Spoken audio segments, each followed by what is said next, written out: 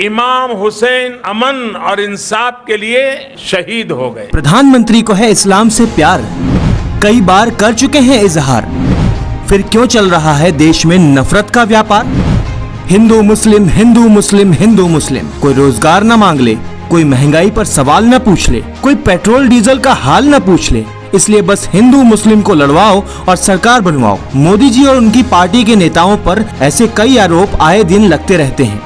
आए दिन भरी सभाओं में भाजपा नेता या संघ की विचारधारा से जुड़े लोग मुसलमानों के खिलाफ जहर उगलते रहते हैं। कहीं तथाकथित धर्म संसद तो कहीं विश्व हिंदू परिषद के कार्यक्रम, जहां मुसलमानों को मारने काटने की बातों का सरेआम प्रचलन, और भाजपा सांसद प्रवेश वर्मा का विवादित भाषण जिसमें वे मुसलमानों के बहिष्कार की बातें करते नजर आते हैं। और ये सब तब होता है जब दो महत्वपूर्ण राज्यों में चुनाव नजदीक थे। इसका मतलब है कि इन बातों को प्रचलित करके भ्रम फैलाकर चुनावों में इसका लाभ लिया जा सके।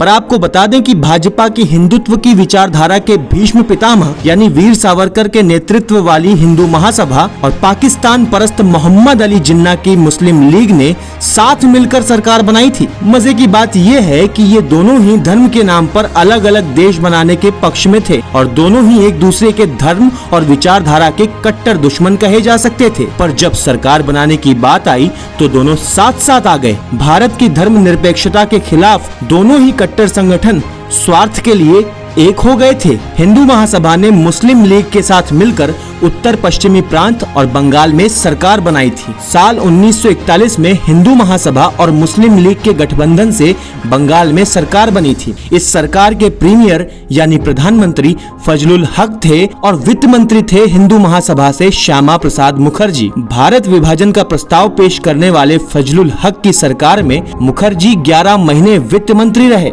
है ना हैरानी की बात। पर ये बात 100 आने सच है। जहाँ जहाँ फायदे की बात आती है ये राजनेता एक हो जाते हैं। कश्मीर में भी पीडीपी और बीजेपी के गठबंधन के मामले में कुछ ऐसा ही देखने को मिला था। तो कुल मिलाकर बात ये है कि जहाँ समीकरण इनके पक्ष में होते हैं तो ये लोग साथ साथ आ जाते हैं, और जब समीकरण साथ नहीं होते तो ये लोग यानी तथाकथित हिंदू के पक्षकार और तथाकथित मुसलमानों के पक्षकार अलग अलग होकर बांटो और राज करो की नीति अपनाते हैं। इसमें आपको क्या करना चाहिए? आपको भारत के सच्चे नागरिक के तौर पर ऐसे कट्टरवादी और स्वार्थी नेताओं से दूर रहना चाहिए। धन्यवाद।